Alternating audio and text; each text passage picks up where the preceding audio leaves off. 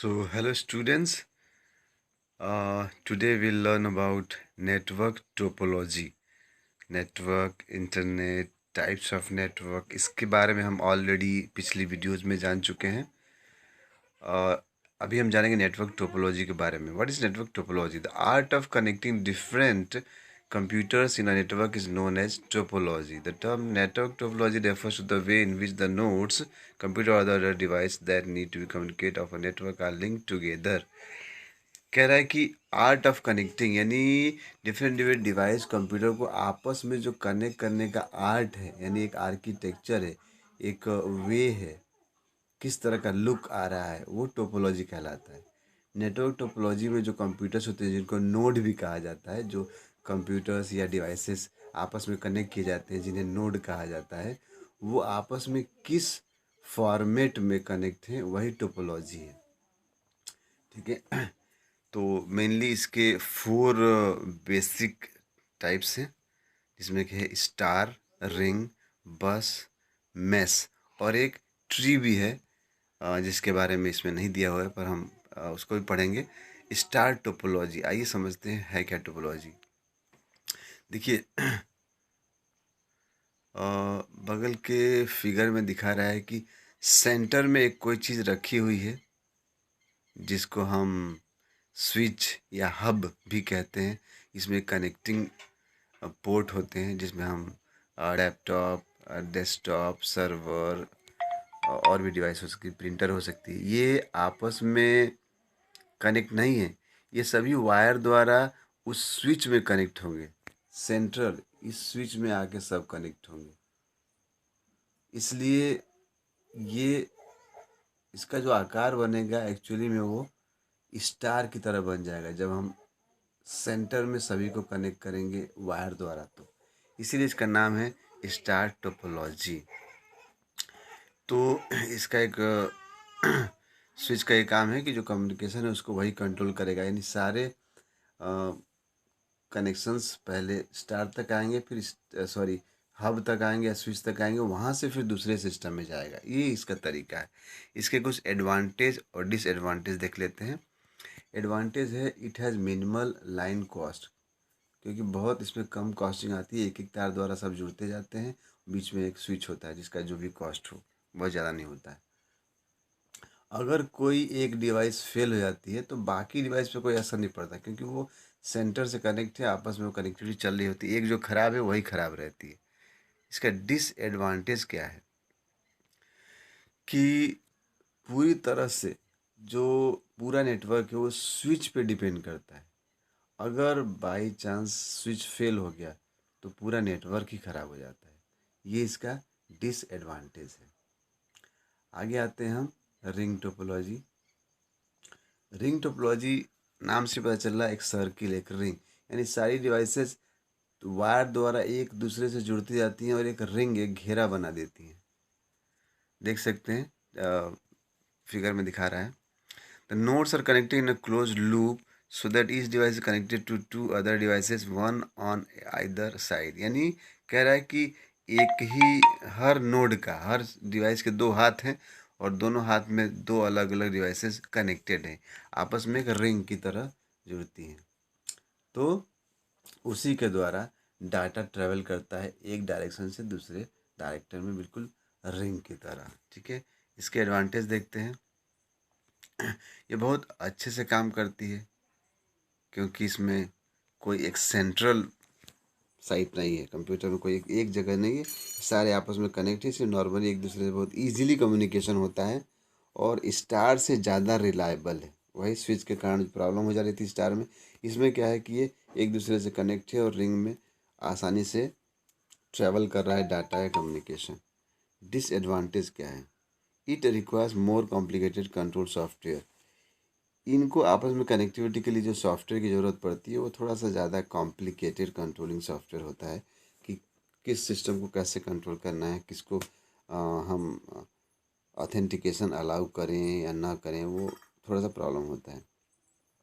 अगर बीच में कोई एक नोड की डिसकनेक्टिव हो जाती है, यानी अगर एक साइड से चलता हुआ रास्ता जा रहा है और बीच से ही कनेक्ट हो गया, तो वो क्रॉस नहीं, यानी दूसरा पूरा रास्ता ही डिस्कनेक्ट हो जाता है, यानी यहाँ से किसी एक की भी केबल कट जाती है तो पूरा नेटवर्क इफेक्टेड हो जाता है।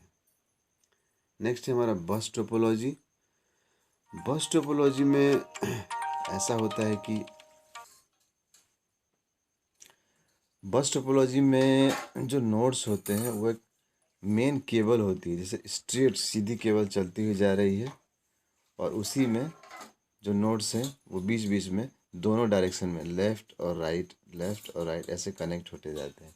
और लास्ट में जो केबल है वो एक टर्मिनेटर बिल्कुल लास्ट में जो सिग्नल वहाँ पे ख़त्म हो जाता है और बस ख़त्म हो जाती है। यानी एक तरह समझिए कि सीधी सीधी रोड है, उसके बाएं तरफ एक चीज़ कनेक्ट हो रहा है, आगे जाके दाहिने तरफ फिर बाएं तरफ, ऐसे करते करते रोड ख़त्म हो जा रही है और एंड में टर्मिनेटर है। इस तरह से ये बस टोपोलॉजी काम करती है। एडवांटेज ये बहुत आसान है, एक मेन केबल लाइए, दोनों तरफ कनेक्ट करते जाइए। और इसमें प्रॉब्लम है कि अगर नोड्स सीधी लाइन में है और शुरू में ही नोड कहीं कट हो गई तो आगे का पूरा सिस्टम बेकार हो जाता है, डिस्कनेक्ट हो जाता है। सॉरी, वो एक नोड कोई अगर डिस्टर्ब होती है तब कोई प्रॉब्लम नहीं होती है। लेकिन डिसएडवांटेज में देखेंगे कि इसमें बहुत जो लिमिटेड फ्लेक्सिबिलिटी चेंज करने के लिए है, कुछ इसमें बहुत ज़्यादा चेंजेस आप नहीं कर सकते। एक केबल से चीज़ें कनेक्ट होती जा रही हैं और बहुत कुछ उसमें आप बदलाव नहीं कर सकते। और जो सिग्नल, क्योंकि आप सीधा चलते जा रहे हैं नेटवर्क को लेके, जब लंबाई दूरी पहुंचती है तो सिग्नल वहाँ स्लो होने लगता है। ये इसके डिसएडवांटेज होते हैं।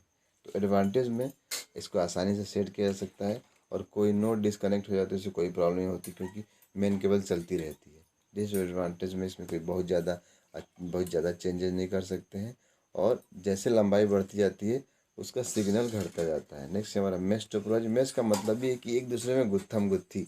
तो दाएं तरफ देखिए पिक्चर में बताया हुआ है कि हर सिस्टम एक दूसरे से कनेक्ट है, हर नोड हर एक से कनेक्ट है। इस सर्वर को देखा जाए तो सर्वर डेस्कटॉप दोनों तीनों लैपटॉप सबसे कनेक्ट है।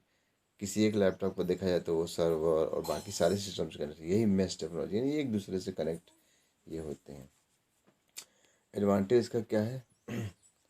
किसी एक के फेल होने से नेटवर्क पे कोई प्रभाव नहीं पड़ता है और कम्युनिकेशन बहुत इजी और फास्ट होता है क्योंकि कोई एक रास्ता पकड़ के नहीं जाना होता है, हमें डायरेक्ट कनेक्ट में होते हैं हम किसी सिस्टम से भी।